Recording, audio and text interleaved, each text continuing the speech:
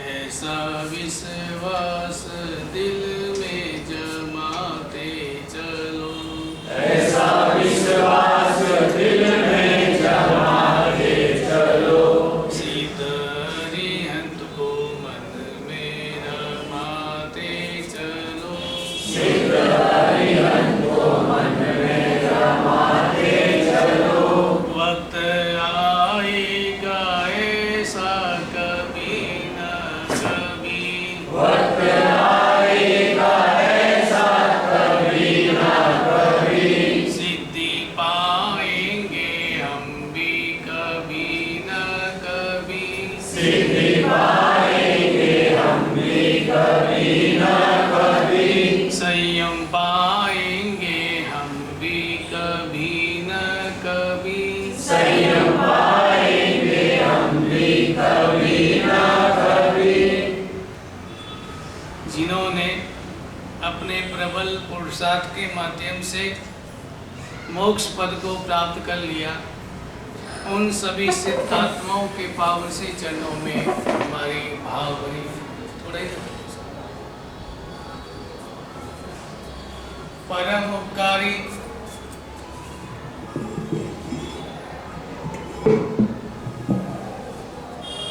लाखों आत्माओं को परमात्मा के धर्म से जोड़ने वाले पूज्य चारों दादा गुरुदेव श्री के पावन श्री चरणों में हमारी भाव भरी वंदना। परम पूज्य गणनाय श्री सुख सागर जी महाराज साहब के चरणों में भाव भरी वंदना। परम पूज्य आचार्य सम्राट श्री मर्चेंट कांति सागर सुरेश्वर जी महाराज साहब के पावन श्री चरणों में हमारी भाव भरी वंदना। भवसागर से डूबती नैया को सहारा देने वाले मेरे श्रद्धा के केंद्र परम पूज्य गुरुदेव कक्षाधिपति आचार्य भगवत श्री मर्चेंट मणिप्रभ सुरेश्वर जी महाराज साहेब के पावन से चरणों में हमारी भाव भरी वंदना। यत्र विराजित स्तव मुनिराज श्री मुक्ति प्रभ सागर जी महाराज साहब के पावन से चरणों में हमारी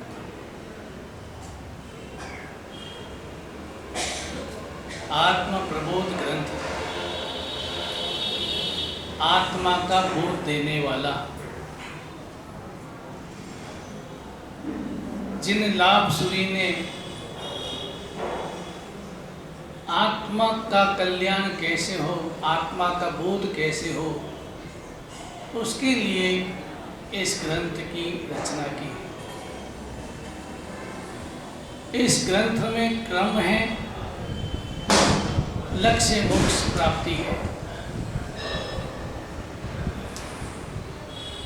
दो पहलू है, दुख मुक्ति सुख प्राप्ति।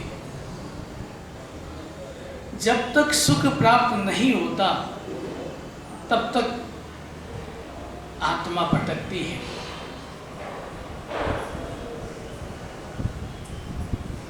दुख मुक्ति सुख प्राप्ति, सुख की प्राप्ति। तो सुख कैसे प्राप्त हो, सुख यानी मोक्ष कैसे प्राप्त हो, उसके लिए इस ग्रंथ में 4 सीढ़ियां बताई। पहली सीढ़ी है सम्यक्त्व, दूसरी सीढ़ी है सर्वविरति, तीसरी सीढ़ी है देश विरति और चौथी सीढ़ी है वितरागता की प्राप्ति। अगर गहराई से विचार करें तो सीढ़ियां 3 ही हैं, चौथी तो मंजिल है। लेकिन पहली सीढ़ी प्राप्त करना बहुत कठिन है। जिसने पहली सीढ़ी प्राप्त कर ली तो जीवन संतुष्ट हुआ, रोशनी प्रकट हुई, मंजिल तय हुई। मंजिल आज नहीं तो कल मिलेगी। पहली सीढ़ी को प्राप्त करना बड़ा कठिन है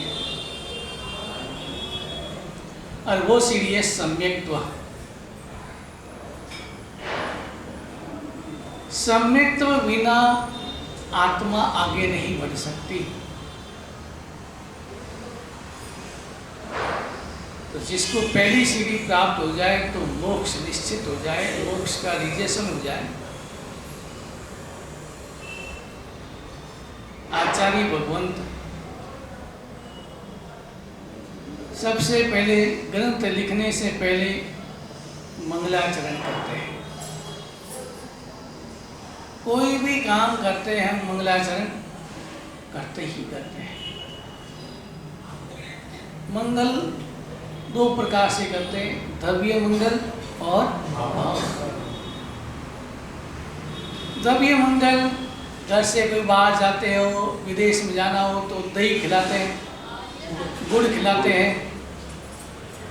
उसके बाद पानी से घड़ा अगर सामने आ जाए तो सुगंध मानते हैं, नया गद्दा मिल जाए तो भी सुगंध मानते हैं, और अगर मैत्राणी झाड़ू लेके आए तो भी सुगंध मानते हैं। ये द्रव्य मंगल है। एक बहुत बड़े संत हुए, दादू जी नाम था, दादू, बड़े संत थे। और किसी भक्त ने उसे हीरे जड़ित टोपी भेंट दी और वो टोपी पहन के चाहता था।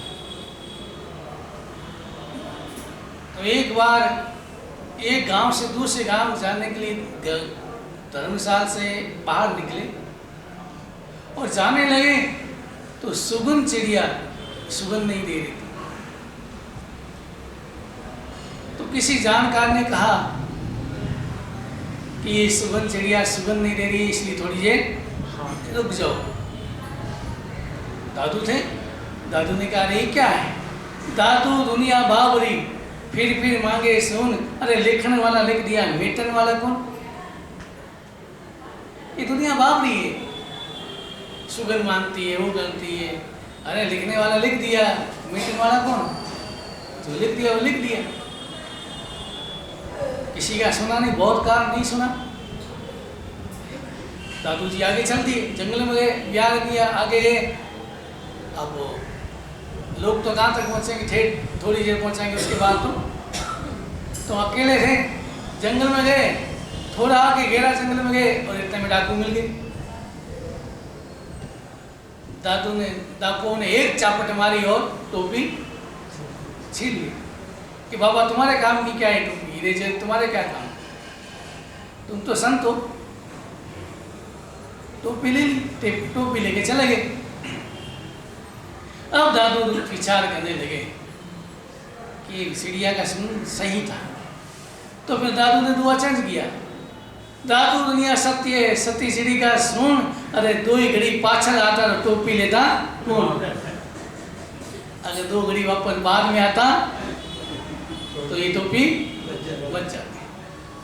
तो ये द्रव्य मंगल है, द्रव्य मंगल का महत्व है। लेकिन यहाँ आचार्य भगवंत भाव मंगल, भाव मंगल, यहाँ आचार्य भगवान नमो अरिहंतानम से शुरू करते हैं।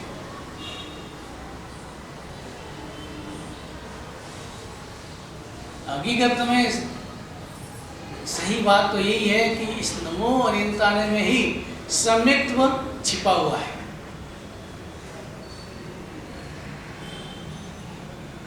नमो अरिहंतानम, पहले नमो का है, बाद में अरिहंतानम। आप हिंदी के संस्कृत के वाक्य बनाते हैं तो पहले कर्ता, फिर कर्म, फिर क्रिया।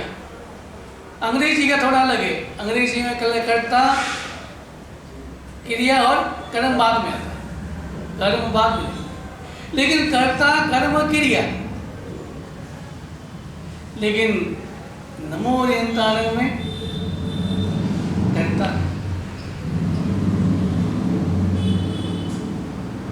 दो शब्द है, विनय और अहंकार। हमारा संसार दो शब्दों पर ही चलता है, विनय और अहंकार। धर्म का प्रारंभ विनय से होता है और अहंकार संसार बढ़ाता है। धर्म का प्रारंभ, धर्म की पहली सीढ़ी, धर्म का पहला चरण, धर्म की नींव जो है वो क्या है? विनय। और इसलिए अपने यहाँ कहते हैं विनय मूलो धर्मो, धर्म का मूल विनय। तो विनय से धर्म का प्रारंभ होता है। आप जो भी क्रिया करते हैं, चाहे सामयिक करो, प्रतिगुण करते हैं, पूजा करते हैं, आराधना साधना करते हैं, त्याग तपस्या करते हैं, जप तप करते हैं, उन सबका लक्ष्य क्या है? मोक्ष प्राप्त। सबका लक्ष्य क्या है? मोक्ष प्राप्त। लेकिन उसमें अगर विनय रूपी नींव अगर मजबूत नहीं होगी तो मोक्ष तक नहीं पहुंच सकते। इसलिए कहा विनय मूलो धर्मो, धर्म का मूल विनय है। तो विनय धर्म का प्रारंभ सीढ़ी है, और अहंकार संसार, और हमारा जो वर्तमान का जो माहौल है हमारा, जो ये उसका मूल कारण है अहंकार। अहंकार के कारण परिवार में टकराव है, परिवार में, समाज में, गांव में जो टकराव है उसका मूल कारण क्या है? टकराव है, बिखराव है, अलगाव है, मध्य का आतंक है। ये इसका मूल कारण क्या है? अहंकार। अहंकार के कारण टकराव होता है, बिखराव होता है, अलगाव होता है, मन मुटाव होता है, और हृदय में आतंक प्रारंभ हो जाता है। इसका मूल कारण अहंकार। लेकिन यहाँ सबसे पहले नमो शब्द कहा, नमस्कार करना। लेकिन नमस्कार करने का इतना ही नहीं है कि हाथ जोड़ी और शीश झुका दिया हो गया नमस्कार। नमस्कार ये नहीं। नमस्कार तो भावों से हो, आंखों से हो, रोम रोम से हो, वो नमस्कार। कभी कभी विचार करते हैं आप, सिद्धांत उदाहरण बोलते हैं, उसमें गाथा आती है, एक कोविन मुख करो जिन वाला वस सबद मानसा संसार सागर उतारे घर लागे। एक बार परमात्मा को नमस्कार करने से संसार सागर से पार हो जाते हैं। तो क्या सिद्धांत उदाहरण गलत है? तो नमस्कार तो आपके मन में आए, नमस्कार तो मैं रोज करता हूँ, 70 साल से कर रहा हूँ, कोई 50 साल से, कोई 60 साल से कर रहे, लेकिन अभी तो पार नहीं हुए। तो क्यों नहीं हुए? नमस्कार ये सिद्धांत उदाहरण गलत तो नहीं है? क्यों नहीं हुए? भाव शुद्धि नहीं है, भावों से नहीं हुआ है, हृदय से नहीं हुआ है, रोम रोम से नहीं हुआ है, उल्लास भाव से नहीं हुआ है, उत्कंठा के लिए नहीं हुआ है, लक्ष्य की जागरूकता से नहीं किया। तो जब तक भावों से, रोम रोम से, आंखों से, हृदय से अगर नमस्कार नहीं होगा, तब तक संसार सागर से पार नहीं हो सकता। तो यहाँ नमो पहले का है, पहले नमो। यहाँ करता कोई नहीं है, इसका सब करता है। यहाँ करता जो करने वाला वो करता, जो किसको क्या करना, जो नमस्कार करता है वो किसको करता है? क्रिया बाद में बताइए। अरिहंतान। तो जो यहाँ कर्ता की अपेक्षा नहीं है, जो करने वाला सब वो करता है। जो नमस्कार करता है अरिहंतों को वो सब करता, नमो नमस्कार करता वो सब करता है। तो यहाँ कर्ता की अपेक्षा नहीं थी, इसलिए नमो अरिहंतान का नमस्कार। अभी तो ना हम परमात्मा के सामने नमस्कार कर पाते हैं, ना परिवार में माता पिता या दादा दादी को नमस्कार कर पाते हैं। हमारे समय हम नमस्कार करते तो पाँव में गिर कर करते थे, पाँच सिर माता पिता के चरणों में लगाते थे, उसको नमस्कार करते थे। लेकिन वर्तमान में हम देखता हूँ मैं तो आधा झुकता ही नहीं, यूँ करता है, खड़ा हो जाता है। हाँ घुटने तक आता है और खड़ा हो जाता है। तो ये कोई नमस्कार थोड़ी, इसको नमस्कार थोड़ी का। जब तक पूरा नहीं झुकोगे तब तक परिणाम नहीं। आप पेड़ को देखें, जो जो फल लगते हैं टहनियां नीचे झुकती है। तो हमें ज्यों जो धर्म की समझ आएगी त्यों त्यों मन झुकेगा। धर्म की समझ आएगी तो ही धर्म झुकेगा। और जब तक धर्म की समझ नहीं है तब तक व्यक्ति झुक नहीं सकता, क्योंकि वो धर्म की शुरुआत किससे कहा मैंने? विनय से। और जब तक अहंकार है तब तक वो झुकेगा नहीं। और वर्तमान की शिक्षा विनय कम देती है और अहंकार ज्यादा देती है। वर्तमान की आप शिक्षा देख लो, थोड़ा कुछ पढ़ लेता है तो पिताजी को कहते हैं, कोई पिताजी का बोल दे, फिर रहने लो, क्या समझते आप, आता जाता कुछ है नहीं, तुरंत अपना उसका जवाब ऐसा मिलता है।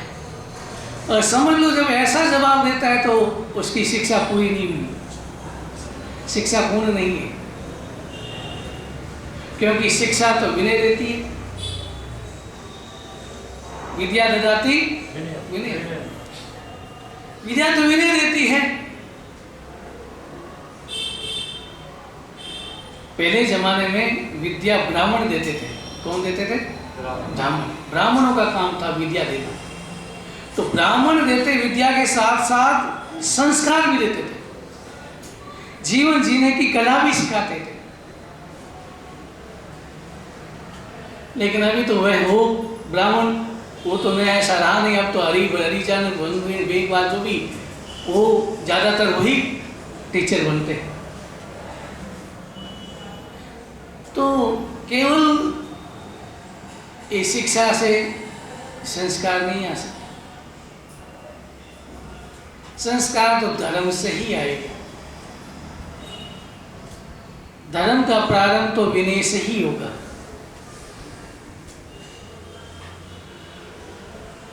वर्तमान की जो स्थिति देखते हैं, डिग्रियां बहुत प्राप्त कर लेते हैं, डॉक्टर, इंजीनियर, CA, BA क्या में कितनी डिग्रियां प्राप्त कर लेते हैं, लेकिन उनका जीवन देखे, उनका व्यवहार देखे, उनका आचरण देखे, उससे अच्छा है अनपढ़ है उनका आचरण अच्छा है। आज के ज़माने में जो कम पढ़ा लिखा है उसका आचरण अच्छा है, और जो पढ़ा लिखा है उसका आचरण व्यवस्थित नहीं। जिसके बाद डिग्रियां है लेकिन विनय नहीं है, जीवन जीने की कला नहीं आई।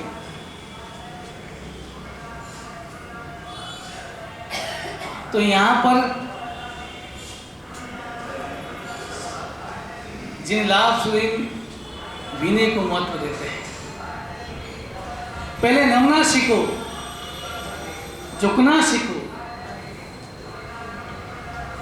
और अगर नमना आ गया, झुकना आ गया, भावों से तुमने अगर नमस्कार कर लिया, भावों से झुक गए, तो पहली सीढ़ी प्राप्त होते देर नहीं लगेगी।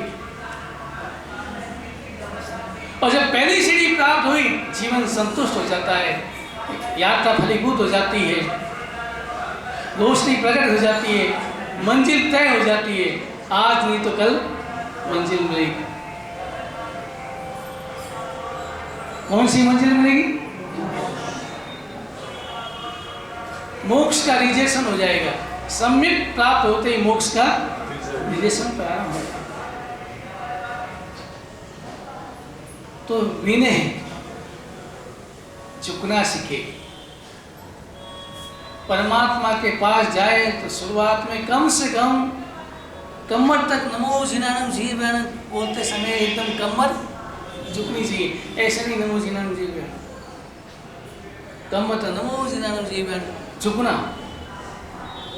और इसलिए मैंने एक बार कहा था, पहले मंदिर के दरवाजे छोटे होते थे। छोटे थे क्यों होते थे? झुक के जाओ, झुको पहले झुको। और अभी तो मंदिर के दरवाजे बड़े बड़े होते हैं, आराम से आए, सीधे अहंकार झुकना नहीं, अहंकार से मंदिर जाते हैं पूजा करके। लेकिन झुके बिना आगे नहीं बढ़ सकते, मंजिल प्राप्त हो नहीं सकती। अगर आपका 100 का नोट गिर गया या गिरा हुआ नोट 100 का नोट पड़ा है तो मिलेगा कब? झुकेंगे तो ही मिलेगा, बिना झुके मिलने वाला। तो ये वैसे ही आत्मा के क्षेत्र में प्रवेश करने से पहले क्या करना पड़ेगा? झुकना पड़ेगा। तो इसलिए जिन लाभसूरी ने पहले नमो अरिहंतानंद से मंगलाचरण किया, खुद परमात्मा के को नमस्कार किया, परमात्मा से नमस्कार करके परमात्मा से आज्ञा ली कि मैं कुछ आपकी वाणी का कुछ अंश, एक बूंद के समान कुछ निकाल करके मैं कुछ लिख रहा हूं। परमात्मा की वाणी जो सागर के समान है, बस उसमें से एक बूंद के समान। बूंद भी बहुत बड़ी चीज है, लेकिन उससे कुछ अंश मैं कुछ ले करके कुछ लिख रहा हूं।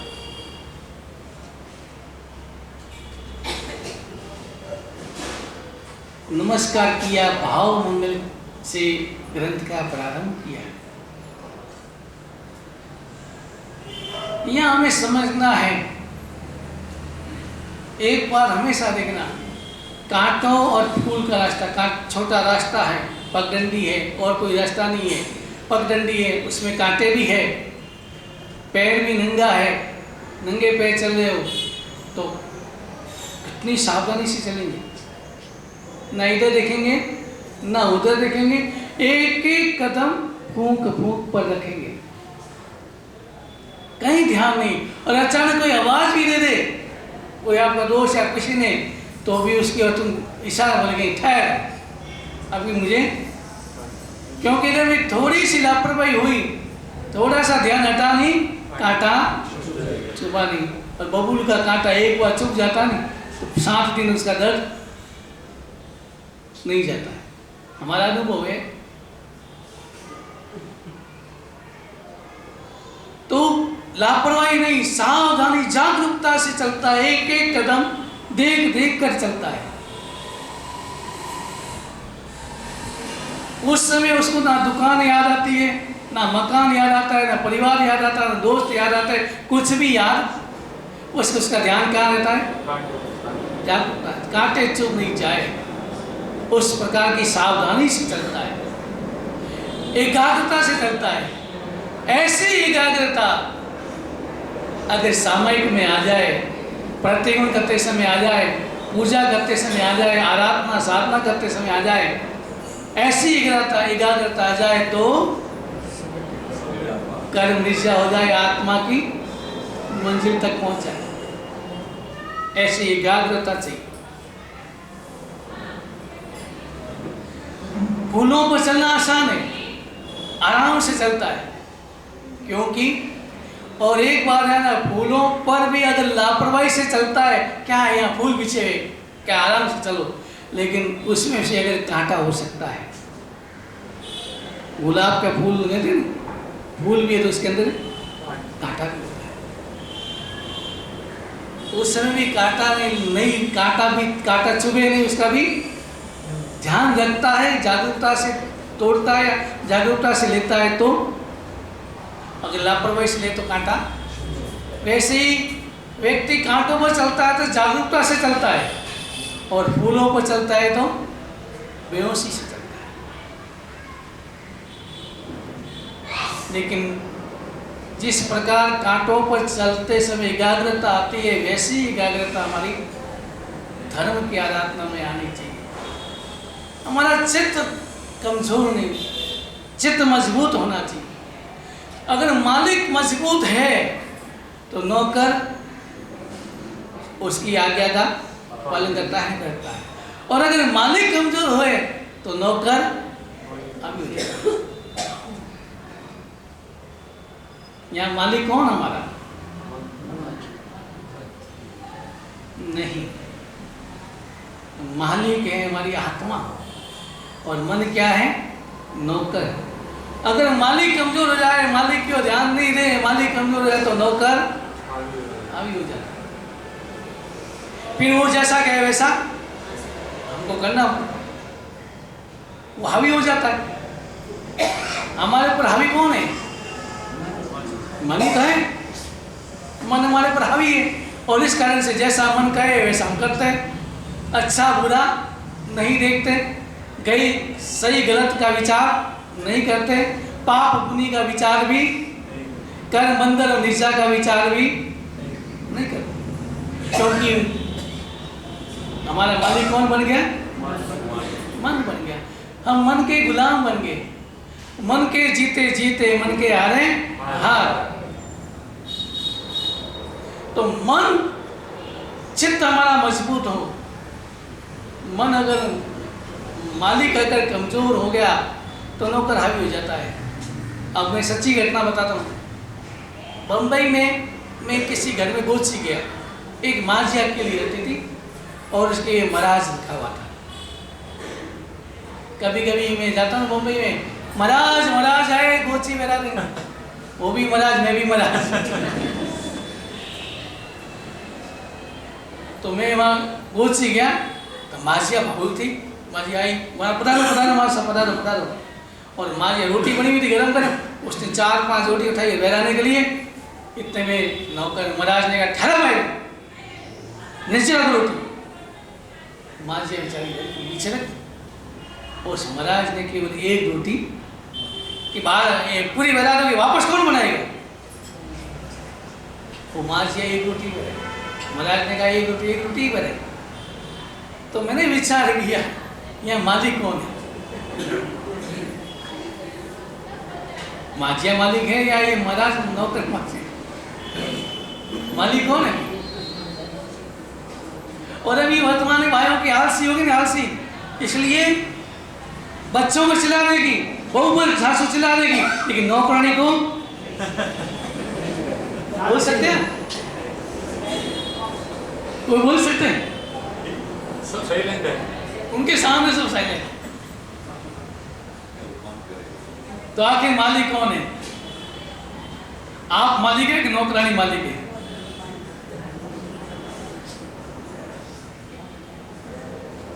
तो जब मालिक कमजोर है तो नौकर हावी होते ही।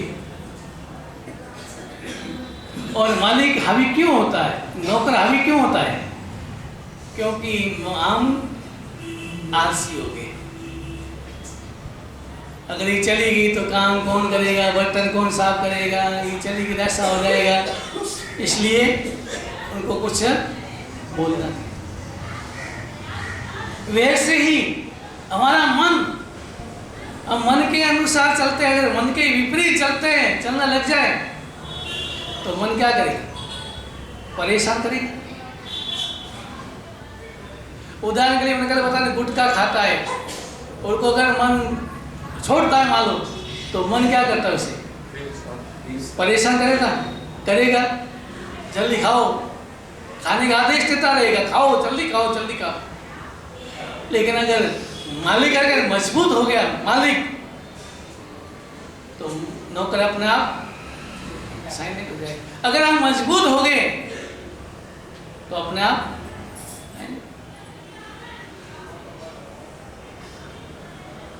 एक बार ध्यान रखना, अगर नौकर महाराज से आपके खाना बनाने के लिए अगर रसोई में दूसरा आदमी है, नौकर है, तो आपका चित्त कभी शांत नहीं हो सकता। क्योंकि नौकर बनाएगा तो प्रेम से बनाएगा, तो मजबूरी में बनाएगा, गर्मी लगेगी तो आक्रोश भी आएगा, तो आक्रोश में बनाएगा, गुस्से में बनाएगा, और वो आग अपने पेट में जाएगा, तो फिर मन कैसा है? इसलिए मैं कहता हूँ बाहर के काम बाकी करो, लेकिन रसोई घर में तो अपनी महिला ही जानी चाहिए। वो माँ बहन भाई भाभी वो अगर खाना बनाती है तो उसमें प्यार होता है, अपनत्व होता है, और वो खाना अपने मन को पसंद करता है, मन की प्रसन्नता बढ़ाता है। तो यहाँ हमारा चित्त को जो लाभ भी कहते हैं, अपने मन को मजबूत करना है, नौकर को हावी नहीं होने देना है, और चित्त को मजबूत करके फिर अगर आप नमस्कार करो, आराधना करो, साधना करो, त्याग करो, तपस्या करो, जो भी करो, मालिक को मजबूत बनाओ, फिर करो। अब यहाँ तपस्या प्रारंभ हुई तो आपको नौकर तो परेशान करेगा, वो तो कहेगा खा लो, खाओ खाओ खाओ, लेकिन अगर हम मजबूत रहे तो नौकर अपना शांत हो जाएगा। तो यहाँ पर मन की प्रसन्नता, यहाँ नमो ओरियंतान कहा, नमस्कार। नमस्कार में कोई शर्त नहीं होनी चाहिए, नमस्कार में कोई विचार नहीं होनी चाहिए, कोई वार्तालाप नहीं होना चाहिए, ना ये भावना से गलती उसकी है ना मेरी है, किसकी गलती है, मेरी है इसकी नहीं। उदाहरण देके, एक परिवार है, एक बेटा है और माता पिता है, लड़के की शादी हुई और कुछ कारण बना, टकराव हुआ तो अलगाव हुआ, बिखरा हुआ, वो माँ बाप अलग और बेटा अलग। लेकिन इतना टकराव हो गया कि आमने सामने भी नहीं देखते, देखना भी पसंद नहीं करते, एक दूसरे को देखना भी पसंद नहीं करते। अब गलतियां किसकी है कोई नहीं देखता है, गलती हमेशा व्यक्ति दूसरों की देखता है, खुद की नहीं देखता है। और जो व्यक्ति दूसरों की गलती देखता है तो ही तो टकराव होता है।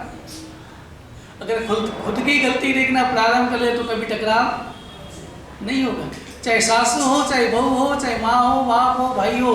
अगर कोई खुद की गलती देखना प्रारंभ कर ले तो घर में टकराव नहीं होगा। टकराव क्यों होता है? हम दूसरों की गलती देखते हैं, दूसरों की गलती देखते हैं तो टकराव होता है, बिखराव होता है।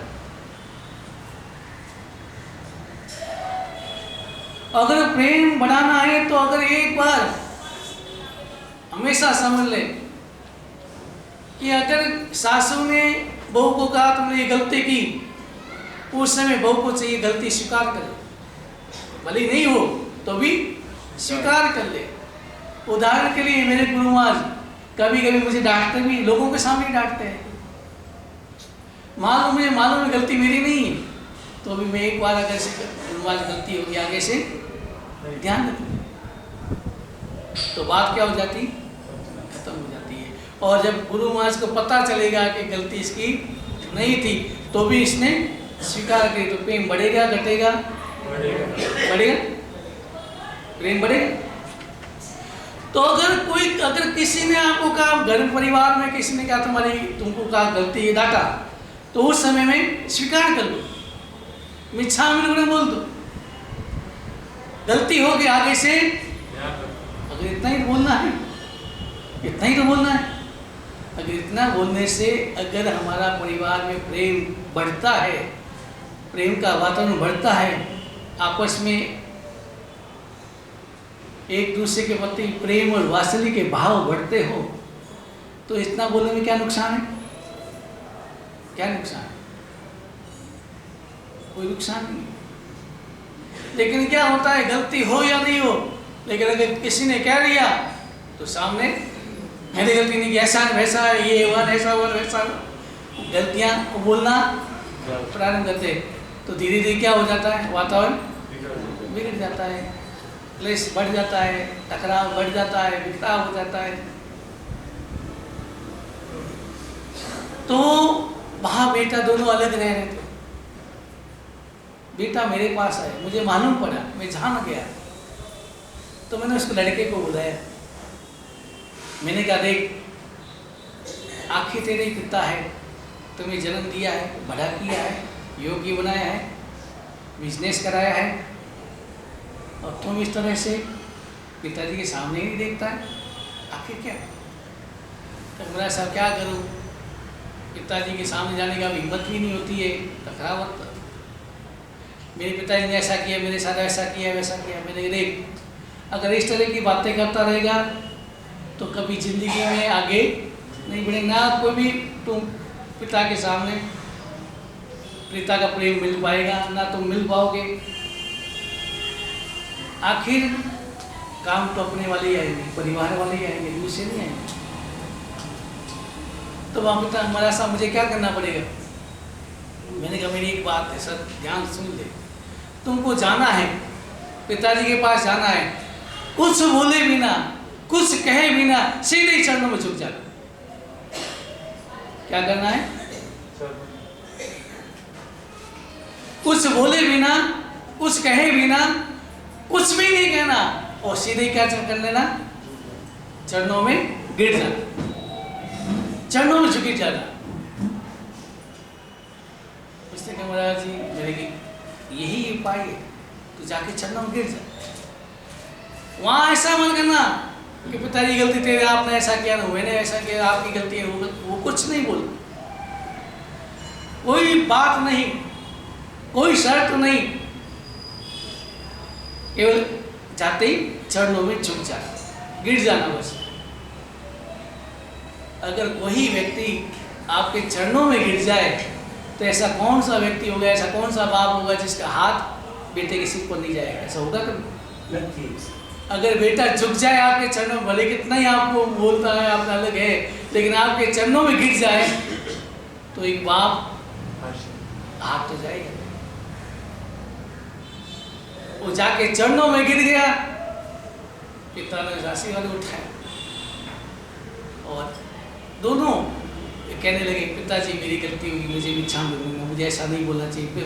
पिता भी कहना नहीं नहीं बेटा, गलती मेरी भी है, मैंने भी तुम्हारे साथ व्यवहार अच्छा नहीं किया। अब एक दूसरे के आपस में गलती मांग रहे, वो की गलती मेरी है, पिता कह रहा गलती मेरी है, और पिता भी कह रहा मेरी गलती। ये कैसा हुआ?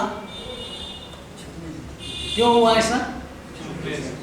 झुक गए, बिना सर, बिना कुछ बोले, बिना कुछ दिखाए, बिना कुछ कहे, सीधे चरणों में झुक जाए तो पिता भी का हृदय भी पिघल जाता है। वैसे ही परमात्मा के चरणों में बिना शर्त, बिना आकांक्षा, बिना कुछ याचना चरणों में गिर जाओ तो फिर परमात्मा आपको उठा लेंगे और कहेंगे नहीं, तुम्हारी जगह ये नहीं है, तुम्हारी जगह ये कब होगा? बिना किसी बस झुकना, कोई आसक्त, कोई याचना नहीं, कोई किसी के प्रति याचना नहीं, कोई शिकायत नहीं, कुछ भी नहीं, केवल झुकना, बस परमात्मा के चरणों में झुक जाए। बस परमात्मा तू ही सच्चा है, वह तेरी शरण ही मुझे चाहिए, तेरी शरण मिल जाए तो मुझे किसी की शरण की जरूरत नहीं। ऐसे भावों से अगर कोई व्यक्ति झुकता है तो यहाँ जिन लाभ सुधी ग्रंथ का प्रारंभ मंगलाचरण से करते हैं, झुकने की प्रेरणा देते हैं, नमस्कार करने की विधि बताते हैं कि नमस्कार कैसे हो, कैसे हम झुके, ताकि हमारा व्यवहार के क्षेत्र में भी अगर जो व्यक्ति झुकता है वो आगे बढ़ता है, और आत्मा के क्षेत्र में जो झुकता है बिना शर्त, बिना आसक्ति, बिना याचना, तो वो भी आगे बढ़ता है। तो ऐसा ही हमें चुकना है और चुप करके आत्मा की ओर आगे बढ़ना। ये तरह